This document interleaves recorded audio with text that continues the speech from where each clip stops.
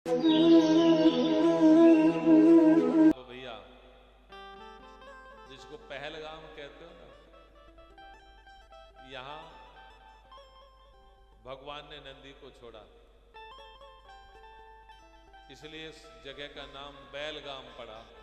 अब भ्रंश होते होते वो पहलगाम हो गया। जिस रास्ते से आप जाते हो अमरनाथ की यात्रा पर, तो जहां पर चंदनवाड़ी जिसको कहते हैं, वहां पर भगवान ने अपने चंदन को धोया। ऊपर चढ़े तो गणेश टॉप आता है, वहां पर जो है गणेश जी को स्थापित किया, गणेश जी को छोड़ा।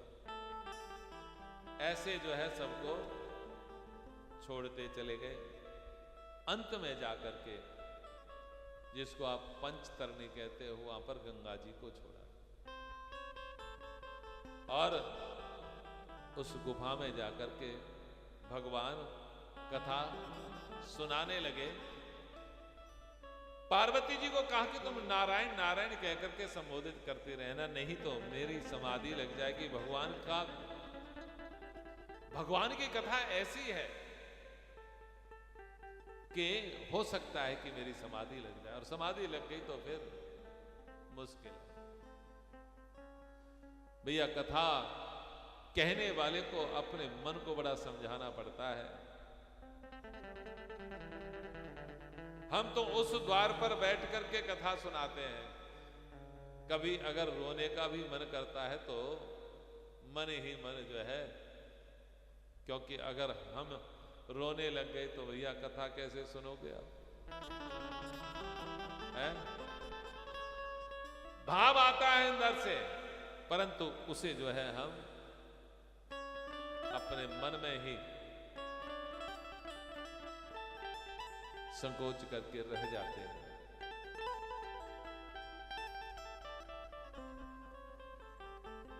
इसलिए जो है आपसे हम बार बार कीर्तन करवाते हैं, बार बार राधे राधे कहलवाते हैं, बार बार है। इसीलिए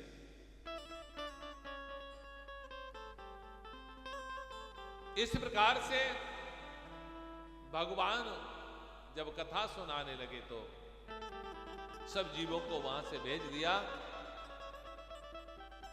अब वहां पर जो है आए,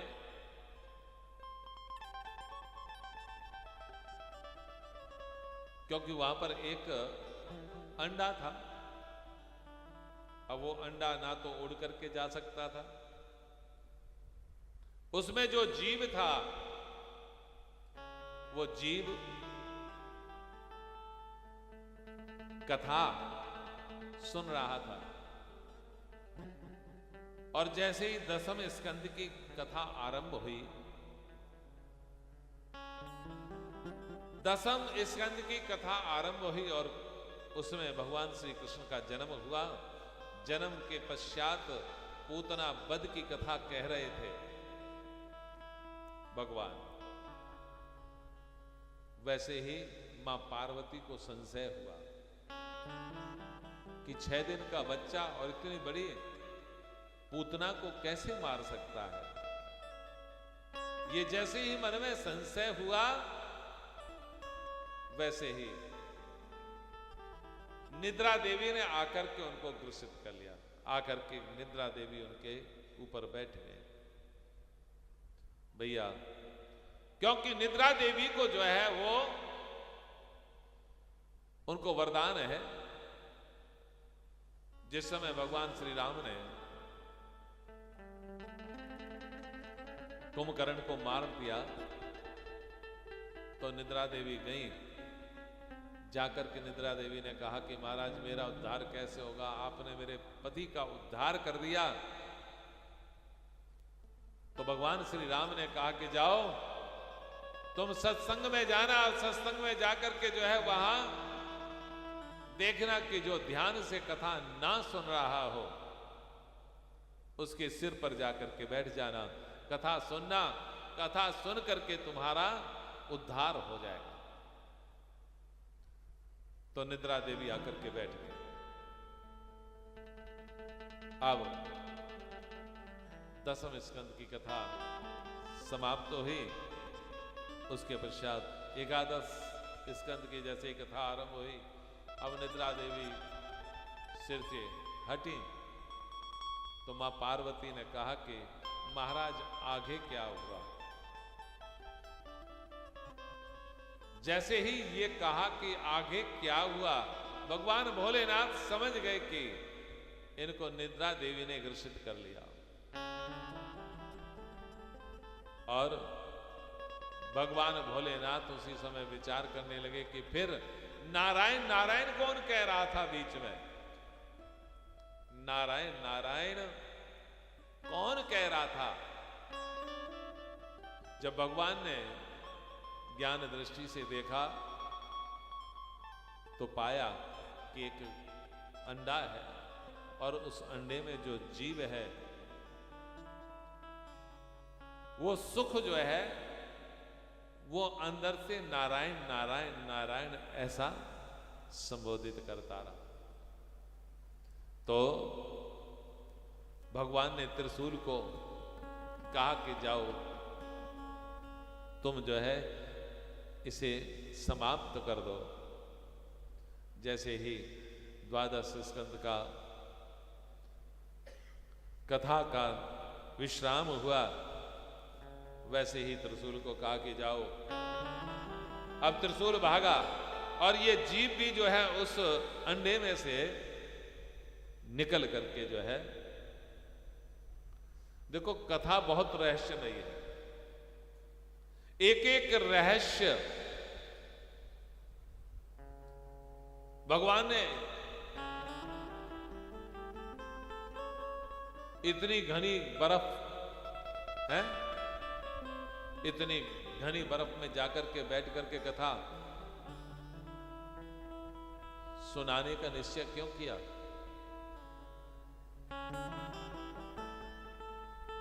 भाई कहीं और दूसरी जगह भी सुना सकते थे, पर वहां जाने का ही निश्चय क्यों किया। क्योंकि भैया कथा भी ऐसी है और बर्फ भी वैसी है।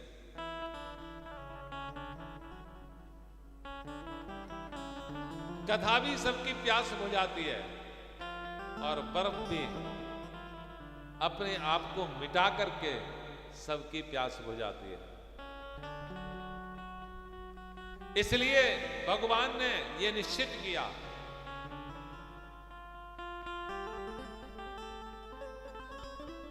अब देखिए यहां पर वैसे तो जिस जीव का अंडा होता है वो जीव उसको चोंच से तोड़ता है और तोड़ने के बाद में जो है जीव निकलता है। परंतु कथा का प्रभाव देखो कि वहां वो जीव अपने आप उसमें से निकला और उड़ने लगा।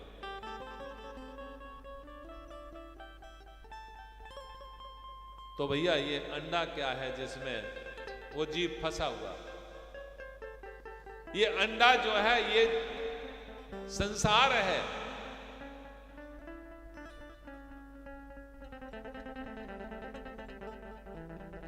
ये अंडा जो है संसार है और वो जीव जो आकर के चोंच मारता है वो कौन है? वो गुरु है। और गुरु की कृपा से संसार छूटता है। परंतु कथा में वो ताकत है, कथा में वो सामर्थ्य है कि वहां पर जो है गुरु की भी आवश्यकता नहीं पड़ती है। वो वैसे ही भव से पार हो जाता है सुनते सुनते सुनते। कल भी मैंने आपसे निवेदन किया कि सदा सेव्या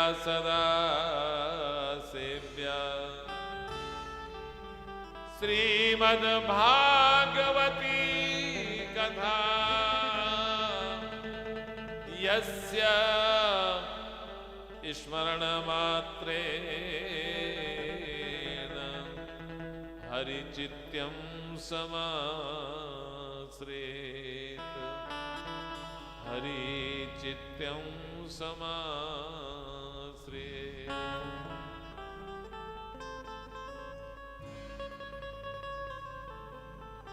कि भगवान की कथा बार बार सुनने से भगवान हृदय में समा जाते हैं। तो भैया जिसके हृदय में भगवान समा जाए तो फिर वो इस भव में डूब सकता है क्या? वो इस भव सागर से पार हो ही जाएगा। जैसे वो अंडा स्वतः ही फूटा और फूट करके वो जीव जो है स्वतंत्र हो गया, उड़ने लगा, ऐसे ही कथा सुनने वाले जीव जो है, वो कथा सुनने वाले जीव इस संसार के सब बंधनों से मुक्त हो जाते हैं और इस संसार से निर्मुक्त होकर के भगवान के समीप चले जाते हैं।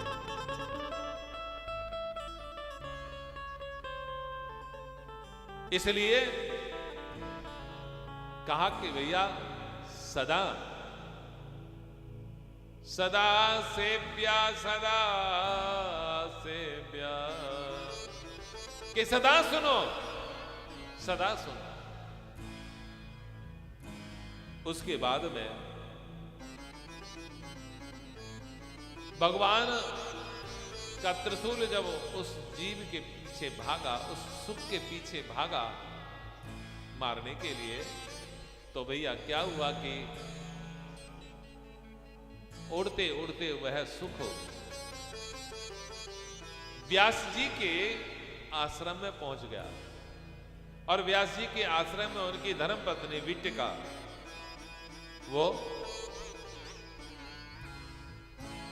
प्रातः का समय था, उबासी लेने लगी। जैसे ही उबासी लेने लगी वैसे ही जो है क्या हुआ कि उस जीव ने, उस सुख ने जो है उनके मुख के द्वारा और उनके उदर में प्रवेश कर लिया। अब बहुत दिन व्यतीत हो गए परंतु ये सुख जो है बाहर नहीं आ रहा। इधर व्यास जी ने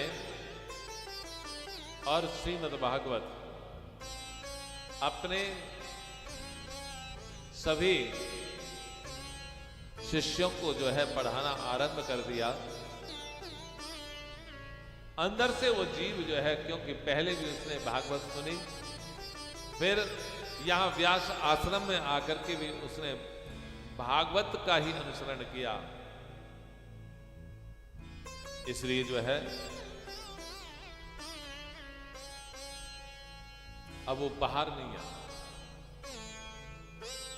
कहा कि चाहे मैं यहां कितना भी कलेश में हूं, कितना भी मुझे यहां पर कष्ट हो रहा है, गर्भ का कष्ट कम नहीं होता भैया, परंतु मैं माया से परे हूं।